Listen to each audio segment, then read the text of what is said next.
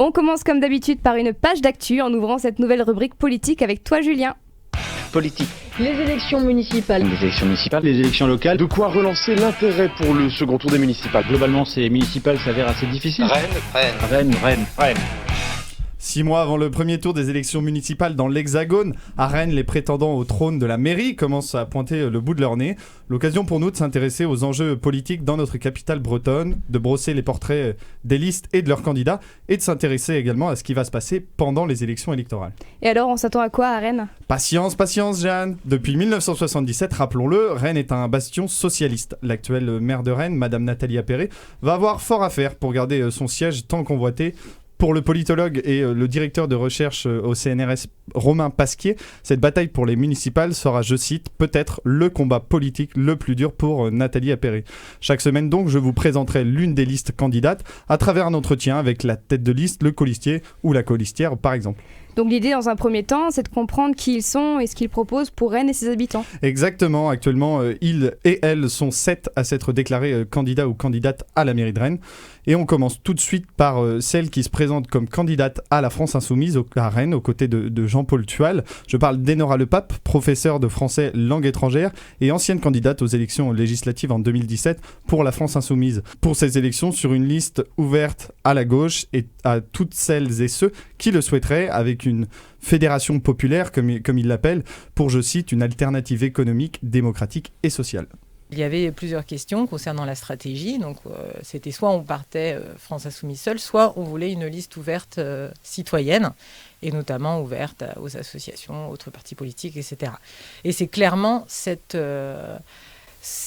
option-là qui a été choisie. Donc voilà, donc c'est pour ça que ça vient de là.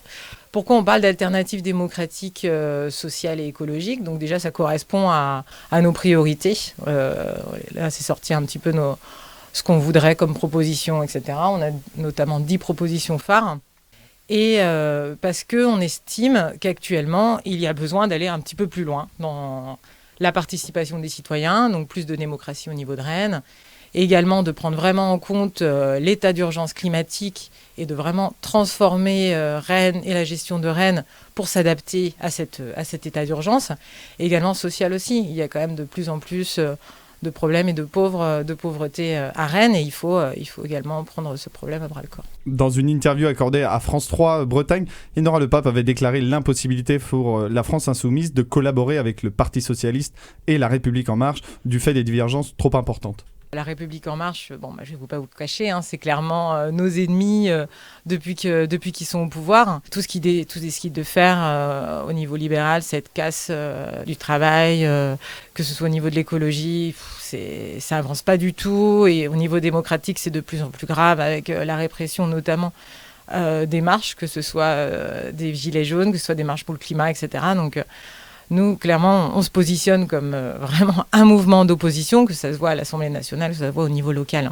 Au niveau du Parti socialiste, comme je vous ai dit, on estime qu'à Rennes, il y a d'autres choses. Il faut que ça aille plus loin pour certaines choses. Et donc, nous voulons justement créer cette alternative pour pouvoir aller plus loin sur les aspects, comme je vous ai dit, démocratiques, sociaux et écologiques. Je pense que c'est vraiment, vraiment important. Après, je ne vais pas vous cacher, et d'autres militants vous le diront, que le Parti socialiste a fait des choses intéressantes sur la ville.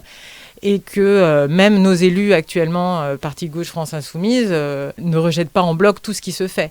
Il y a toujours une critique constructive, mais il y a clairement une vision de la ville qu'on ne partage pas forcément. C'est-à-dire par exemple le quartier Euro-Rennes, qui est la mise en place d'un quartier d'affaires, et qui crée une gentrification au niveau du centre-ville, ou alors de mettre beaucoup d'argent dans des projets d'investissement comme le centre des congrès au couvent des Jacobins, sans aucune votation, sans que finalement les Rennaises et les Rennais ont pu donner leur mot à dire là-dessus, alors qu'il s'agit énormément d'argent.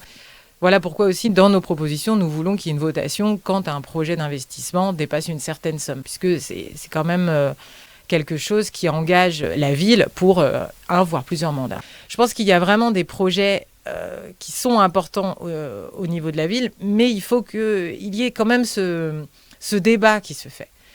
Je peux vous parler également d'urbanisme. Actuellement, de nombreux collectifs d'habitants se plaignent qu'on ne les a pas assez écoutés sur cette tour, comment ça se fait qu'elle arrive là, on ne nous avait pas dit qu'il allait avoir autant d'étages, etc. Donc on sent que des personnes se sentent un petit peu lésées et ont l'impression qu'on leur impose des choses alors qu'ils ne l'ont pas décidé. Et je pense que c'est ça aussi qu'il faut retrouver. C'est-à-dire qu'ils ont cette soif quand même aussi de prendre des décisions et de savoir comment leur ville va devenir, va se construire. Je pense que c'est vraiment important de poser ces questions-là. Et je pense que ça, ce sont vraiment des outils qui doivent permettre d'ouvrir un peu plus les décisions politiques aux citoyens. C'est pas parce qu'on est élu que forcément on a la réponse à tout et que on va se dire non, nous on sait ce qu'il faut faire, vous ne le savez pas, voilà, laissez-nous faire. Moi personnellement je ne vois pas du tout la politique de cette façon-là et je pense qu'il faut qu'il y ait un éternel va-et-vient, de se rendre compte est-ce que ce que je fais vraiment, est-ce que c'est accepté ou pas, et je pense que c'est comme ça que ça doit se faire. C'est quoi aujourd'hui le problème qu'il y a dans les quartiers? Comment concrètement on améliore la vie des quartiers? Je pense que c'est quelque chose que tout le monde va dire, je pense. Il faut améliorer la vie des quartiers, le vivre ensemble, etc. Pour vous donner quelques points, nous on a commencé à discuter un petit peu avec les personnes qui travaillent dans les centres communaux d'action sociale, les CCAS. Et clairement, ils nous disent, nous, on peut être à l'écoute des personnes qui viennent, c'est-à-dire ceux qui décident de franchir la porte en fait du centre social et en disant oui, moi j'ai droit à ces prestations-là, comment je fais, etc., etc. Mais malheureusement, il n'y a pas assez d'équipes, par exemple, pour aller voir les personnes qui n'ont pas franchi le seuil de cette porte. Et je pense que aussi une ville doit mettre tout en œuvre pour l'accès aux droits des personnes. C'est déjà un premier point. Deuxième point, c'est que peut-être qu'au niveau démocratique, au niveau des conseils de quartier, etc., d'essayer de peut-être qu'ils aient plus de décisions, parce que pour l'instant c'est un peu plus consultatif. Je pense qu'il y a des choses à faire aussi de ce côté-là. C'est quelques idées comme ça, mais bien sûr c'est encore à travailler, et surtout avec les habitants. Je pense que c'est important aussi. Nous, on a cette volonté de faire cette liste ouverte et citoyenne qui s'appelle Rennes en commun. On a plus de 260 propositions, mais nous estimons que ces propositions, elles doivent être encore soumises à débat et que des personnes doivent aussi l'enrichir avec leurs idées, leurs visions, leur quotidien. Parce que ce sont eux qui sont les plus à même aussi de savoir ce qu'ils ont besoin dans leur quartier, dans leur rue, etc., puisqu'ils y vivent. Et donc voilà, je pense que c'est ça que nous voulons faire en tout cas, et nous sommes dans cette démarche-là. Redonner donc davantage la parole aux habitants dans tous les quartiers. Voilà donc en partie sur quoi mise Enora Lepape et son colistier Jean-Paul Tual, qui, je le rappelle, se présentent tous les deux aux élections municipales à Rennes en mars 2020 pour la France Insoumise. Retrouvez sur Internet leurs 10 propositions phares. La bataille des municipales à Rennes ne fait que commencer. Politique.